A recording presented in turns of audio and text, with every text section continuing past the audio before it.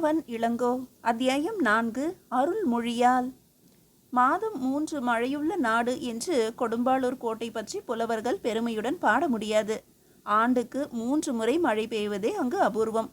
கொடும்பாளூருக்கு தெற்கே அரை காத தூரத்தில் ஓடும் ஆற்றுக்கு வெள்ளாறு என்று பெயர் வைத்ததற்கு பதிலாக மணலாறு என்றே அவர்கள் பெயர் வைத்திருக்கலாம். சங்க காலத்துக்கு முன்பே வேளிர்கள் அதன் கரையில் வந்து தங்கியதால் அந்த பெயர் பெற்றது என்று வரலாறு கூறுகிறது. வேளிர்கள் மிகவும் பொல்லாதவர்கள், உழைப்புக்கு அஞ்சாதவர்கள். அந்த வெள்ளாற்றின் வெள்ளத்தையும் அவர்கள் வீணாக்குவதில்லை. மழை காலங்களில் முரட்டுத்தனமாக பாய்ந்தோடும் அந்த காட்டாற்றை கட்டுப்படுத்தி தங்கள் நாட்டின் ஏரி குளங்களில் அவர்கள் நிரப்பிக் கொண்டார்கள்.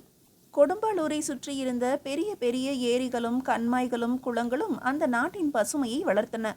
வெறி கொண்ட வேகத்தோடு கடலுக்கு செல்லவிருந்த வேழமலை வெள்ளம் கோணாட்டு சாலை மலர்களாக பூச்சோலைகளாக நெற்கதிர்களாக உருப்பெற்று சிரித்தன. அது வேனிற்காலமாதலால் அப்போது காணல் நீரும் மணலும் தான் ஓடிக்கொண்டிருந்தன வெள்ளாற்றில். தென்னவன் இளங்கோவேளும் வீரமல்ல முத்தரையனும் அதன் வடகரையை கடந்து கொடும்பாளூரை நெருங்கிவிட்டனர். மேலை வானில் இறங்கிக் கொண்டிருந்த மாலை சூரியன் மண்ணை பொன்னாக்கும் மந்திர ஜால வித்தைகளை செய்து கொண்டிருந்தான். கொடும்பை நகரின் தெற்கு வாயில் காவல் மண்டபம் அவர்கள் கண்களுக்கு தெரிந்தது. மண்டப கலசத்தின் உச்சியில் அசைந்து ஆடிக்கொண்டிருந்த புலிக்கொடி அவர்களை வரவேற்றது. காவல் மண்டபம் நெருங்க நெருங்க அதை வியப்போடு உற்று பார்த்தான் இளங்கோ. 2 குதிரை சேவகர்களும் 5-6 காவலாளிகளுமே அங்கு நிற்பது வழக்கம்.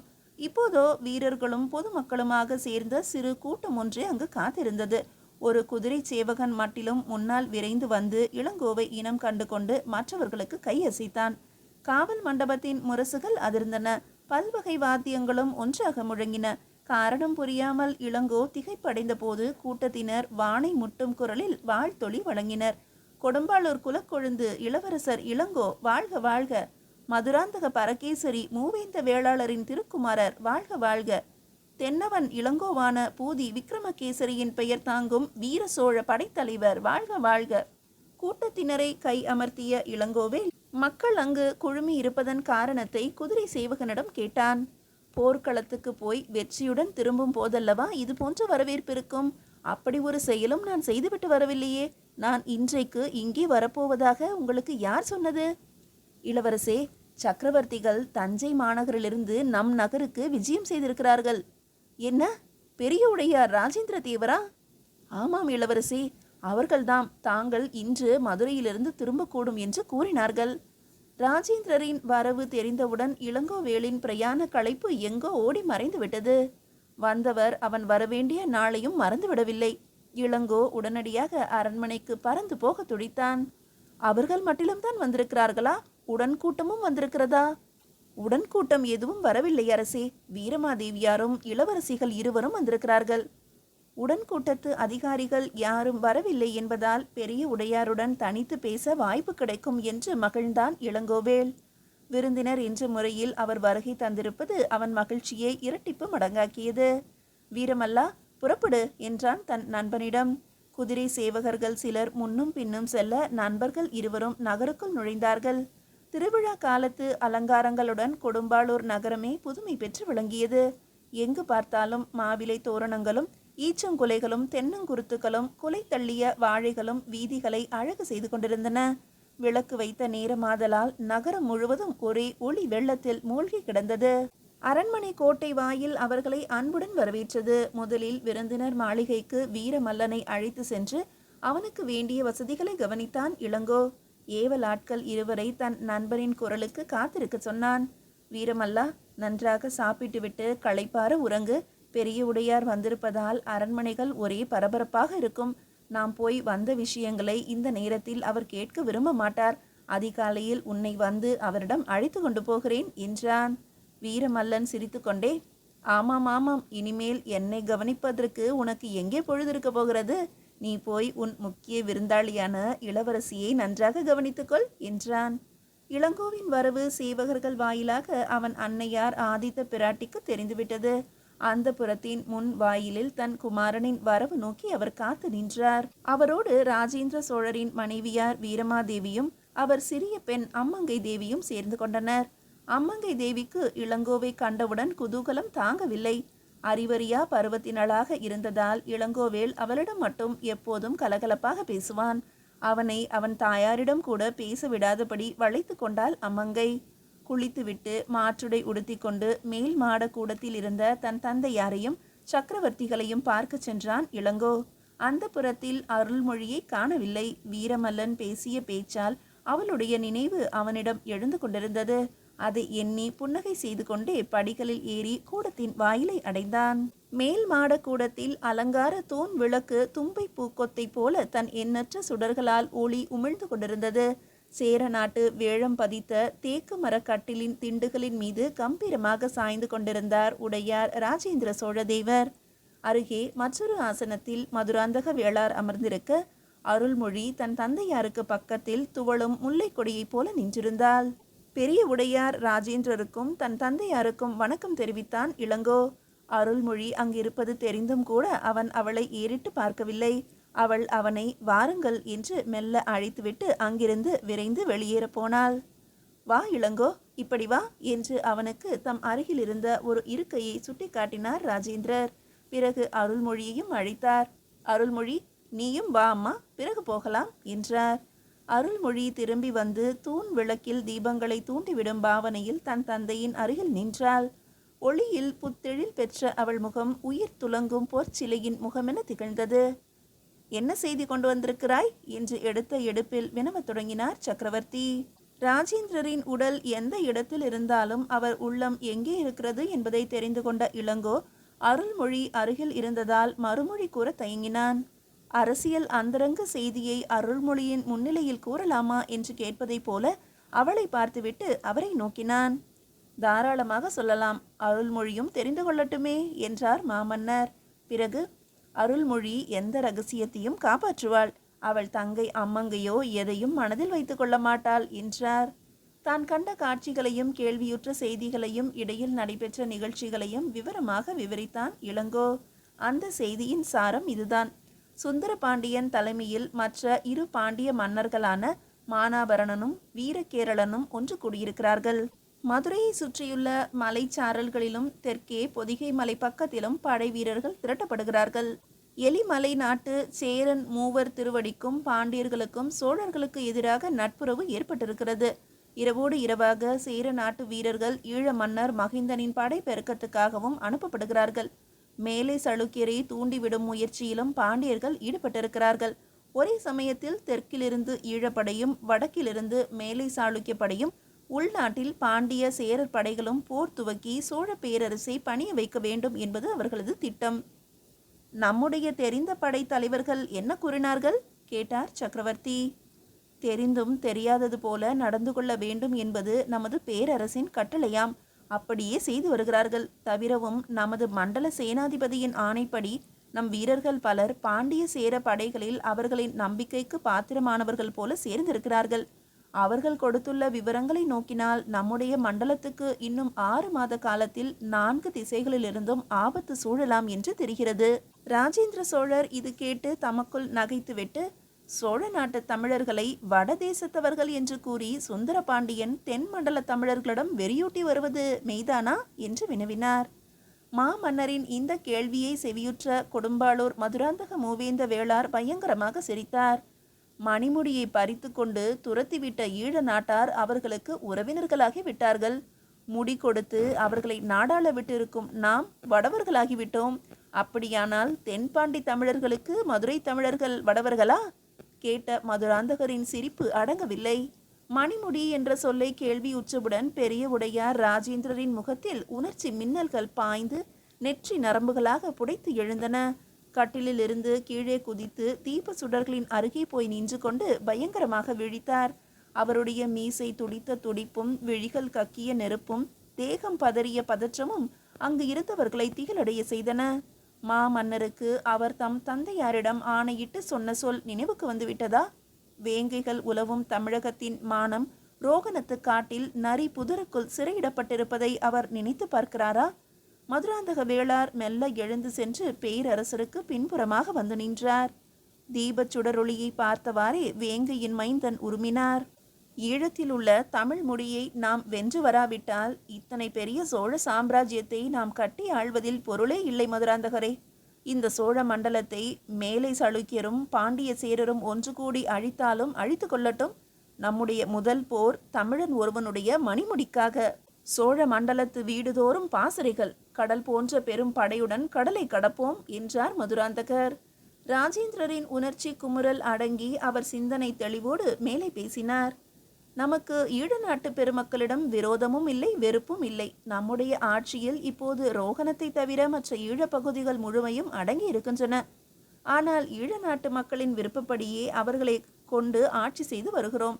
ஜனநாத மங்கலம் என்று நாம் அதன் தலைநகருக்கு பெயர் சூட்டியிருப்பதிலிருந்தே குடிமக்கள் ஆட்சியில் நாம் தலையிடாத தன்மை அவர்களுக்கு தெரிந்திருக்கும். நாம் தொடுக்கும் போரால் ஈழ நாட்டு மக்களுக்கு இன்னல் ஏதும் நேரக்கூடாது. ஏன், ரோகணத்தரசர் மகிந்தர் மீது கூட நமக்கு விரோதமில்லை. மீண்டும் ஒரு முறை அவருக்கு தூது அனுப்பி நமக்கு உரிய பொருளை நட்பு முறையில் கேட்டு பார்ப்போம். ஒரு காலம் கொடுக்க மாட்டார் சக்கரவர்த்தி. சென்ற போரில் நாட்டை நம்மிடம் கொடுத்துவிட்டு அந்த முடியை எடுத்துக்கொண்டு காட்டில் ஓடி ஒளிந்து கொண்டவர் அவர். இம்முறையும் முடி கிடைக்காவிட்டால் என்று பற்களை நரநரவென்று கடித்தார் ராஜேந்திரர். இளங்கோ மாமன்னருக்கு முன்பு போய் பணிவுடன் நின்று கொண்டு அவர் முகத்தை பயபக்தியுடன் ஏறிட்டு பார்த்தவாறே, சக்கரவர்த்திகளிடம் ஒரு விண்ணப்பம் என்றான். என்ன? ஈழத்துக்கு செல்லும் பாக்கியம் எனக்கும் கிடைக்க வேண்டும். நீயும் வருகிறாய் என்றார் பேரரசர். இதை கேட்ட இளங்கோவின் தலை அவன் கழுத்தில் பெருமை தாங்காமல் சுற்றத் தொடங்கியது. நீயும் வருகிறாய் என்று கூறியதிலிருந்தே அவரும் வருகிறார் என்பதும் உறுதியாகிவிட்டது. அவனுக்கு தரையில் நிற்பது போலவே தோன்றவில்லை. ஒரு இரும்பு கரம் இப்போது அவன் தோளின் மீது விழவே அந்த கரத்துக்கு உரிய தன் தந்தையாரை திரும்பி பார்த்தான் அவன். கருங்காலி சிற்பம் போல துண்டு துண்டாக தெரிந்த மருதராந்தக வேளாளருடைய உடல் கட்டின் தசை நார்கள் தெரிந்தன.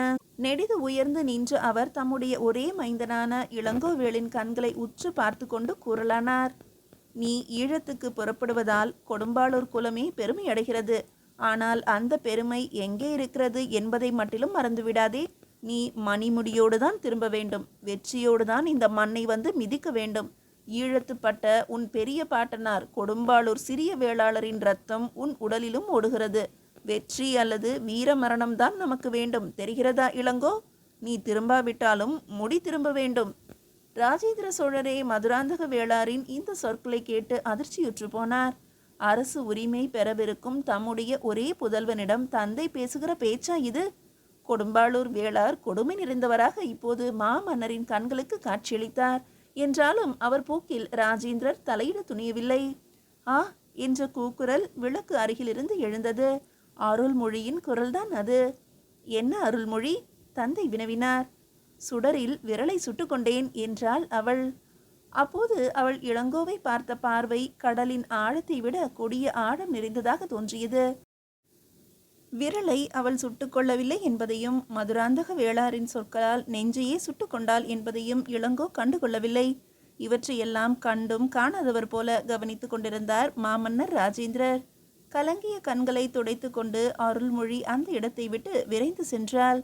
போகும்போது அவள் விட்ட பெருமூச்சின் சீற்றம் இளங்கோவின் செவிகளுக்கு மட்டும் எட்டியது. அதற்கு மேலும் அவள் தங்குவதை விரும்ப மாட்டாள் என்பதை அறிந்த ராஜேந்திர சோழர் அவளை தடுத்து நிறுத்த முற்படவில்லை. மீதியை அடுத்த அத்தியாயத்தில் காணலாம். அத்தியாயம் 5. நிலவிலே ஒரு பொற்சிலை. இளம் மாம்பிஞ்சை இரு கூறாக பிளந்து எடுத்தாற் போல கண்கள் அருள்மொழியின் கண்கள். அந்த மாவடு கண்கள் இப்போது பெருஞ்சினத்தால் சிவப்பேறியிருந்தன.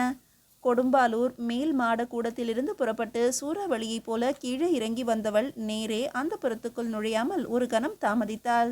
வழக்கமாக உணர்ச்சி வயப்படாதவள்தான் அருள்மொழி. ஆனால் ஒரு சிறிய நிகழ்ச்சிக்காக இன்று அவள் மனதை படாத பாடுபடுத்தி கொண்டாள். கொடும்பாலூர் மதுராந்தக வேளாரை அவளால் மன்னிக்கவே முடியவில்லை. முதன் முறையாக போர்க்களம் செல்வதற்கு அனுமதி கேட்கிறார் கொடும்பாலூர் இளவரசர்.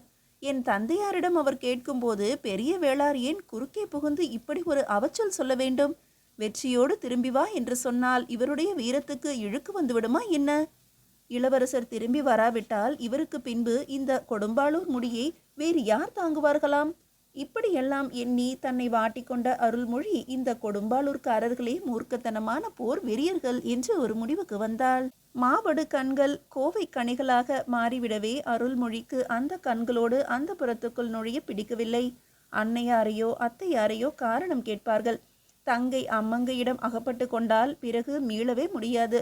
ஆயிரம் ஆயிரம் கேள்விகள் கேட்டு மேலே ஆண்கள் பேசிக்கொண்ட அரசியல் ரகசியங்களை எல்லாம் கூட அம்பலத்துக்கு கொண்டு வந்து விடுவாள். ஆகவே அருள்மொழி மெதுவாக அரண்மனை பூங்காவிற்குள் புகுந்தாள். வானத்தில் பொற்தகடாக மிதந்த வளர்பிறை நிலா தன்னையே உருக்கி வார்த்து கொண்டு தோட்டத்துக்கு வந்தவுடன் குளிர் அமுதமாக மாறி பொசிந்தது. மலர்களின் கதம்ப மனத்தை சுமந்ததால் மென்காற்று மயங்கி கிறங்கிற்று. அருள்மொழி அந்த கனவு உலகத்துக்குள் சுய நினைவு இழந்து மெல்லவே நடந்து வந்தாள்.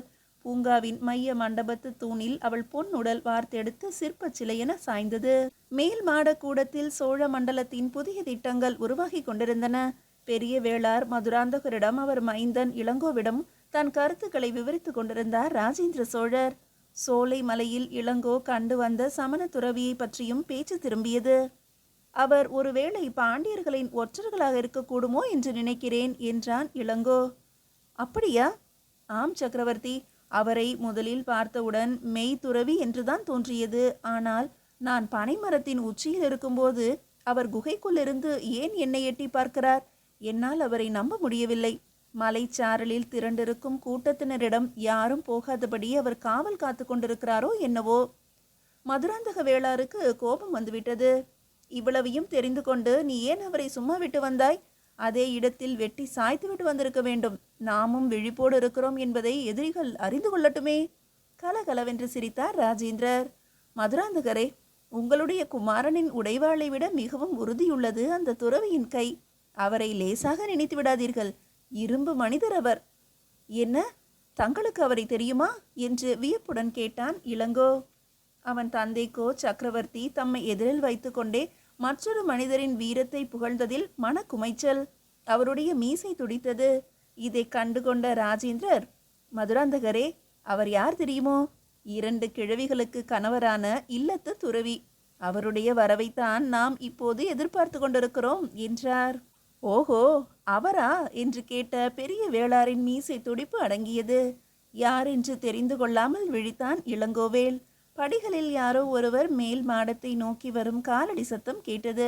அந்த ஓசையை கொண்டு வருகிறவரை நிச்சயித்து விட்ட மாமன்னர், இளங்கோ, அந்த துறவியே உனக்கு தரிசனம் தருவதற்காக வந்து விட்டார் பார் என்றார். ஒற்றை தென்னை மரம் போல உயர்ந்த தோற்றத்துடன் உள்ளே நுழைந்தார் வல்லவரையர் வந்தியத்தேவர்.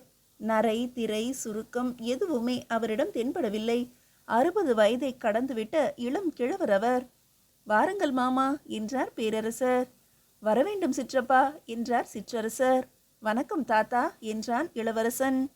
இளங்கோவின் கரத்தை பற்றி கொண்டு அவனை அன்போடு தட்டி கொடுத்தார் வந்தியத்தேவர். பொல்லாத பிள்ளையப்பா நீ, என்னையே ஏமாற்றிவிட்டு உன் காரியத்தை சாதித்து கொண்டு ஒன்றும் அறியாதவனைப் போல திரும்பிவிட்டாயே என்றார்.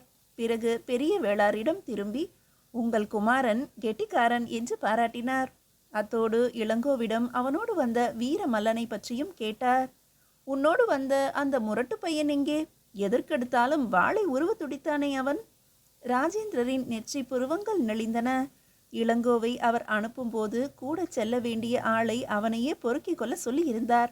நம்பிக்கைக்கு பாத்திரமுள்ளவனாகவும் நிதானமாக நடந்து கொள்ளக்கூடியவனாகவும் இருக்க வேண்டும் என்றும் கூறியிருந்தார். யார் அந்த பையன் என்று இப்போது இளங்கோவிடம் கேட்டார் சோழ பேரரசர். மேலை சாளுக்கிய போரில் சாளுக்கிய மன்னர் மீது வேல் எறிய போய் உயிர் நீத்த ராஜமல்ல முத்தரையனின் தம்பி வீரமல்லன் என்றான் இளங்கோ. விருந்தினர் மாளிகையில் அவனை தங்க செய்திருக்கிறேன். இப்போது போய் அழைத்து கொண்டு வரட்டுமா? வேண்டாம், நாளைக்கு பார்த்து கொள்ளலாம் என்றார் ராஜேந்திரர்.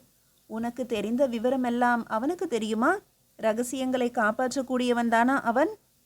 காப்பாற்றக்கூடியவன்தான் என்றாலும் சில முக்கியமான தகவல்கள் அவனுக்கு தெரியாது.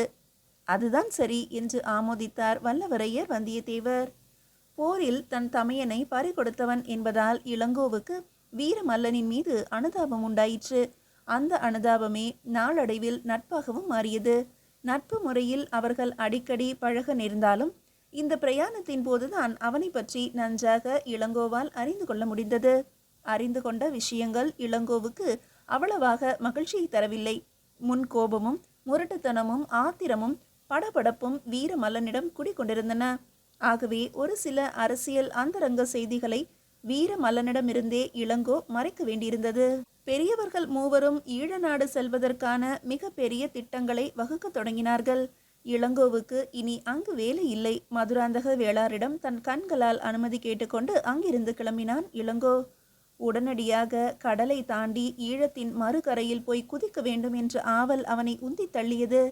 வானத்தில் பறந்து இலங்கைக்கு தாவிய அனுமானின் சக்தி எனக்கும் இருந்தால் என்று கற்பனை சிறகடித்தான் இளங்கோ. யாரிடமாவது தான் பெற்ற பேற்றை சொல்லி மகிழ வேண்டும் போல் இருந்தது இளங்கோவுக்கு.